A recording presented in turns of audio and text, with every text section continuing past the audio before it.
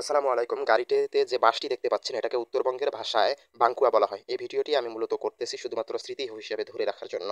কারণ এই বাঙ্কুয়ার বয়স ৩৪ বছর, হ্যাঁ ৩৪ বছর। আমার বাবা ছেলেবেলায় যখন কাজ করতেন তখনকার আমল, তখন থেকেই এখনো আছে বাঙ্কুয়াটি। বাবা বলেন এর চেয়ে ভালোটা ছিল কিন্তু সেটা হারিয়ে গেছে, এটা দুর্বল, এটাই এখনো আছে। আমি এখন ১৬ কিলোমিটার দূরে আমার মামার কাজে হেল্প করার জন্য তামাক পাতা রোদ্দুরে দেওয়ার জন্য যাচ্ছি। তারপর আমি আমার জমির দিকে যাব, কিছু পাতা সংগ্রহ করব। তো মামার কাজে হেল্প করে আমি এখন যাচ্ছি আমার জমির দিকে।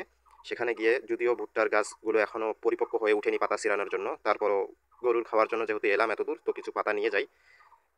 কেউ ছিঁড়বেন না এত কম বয়সে, খুবই ঝুঁকিপূর্ণ। তারপর আমি কিছু নিলাম। তারপর একটু রোজা নিয়ে কাজ করা খুবই ক্লান্তি লাগতেছে, তাই একটু শুয়ে গজল গাওয়া শুরু করলাম। ইয়া আল্লাহু আল্লাহু আল্লাহু আকবার, তোমারই পাখা নাম জপি আমি গুনাহগার।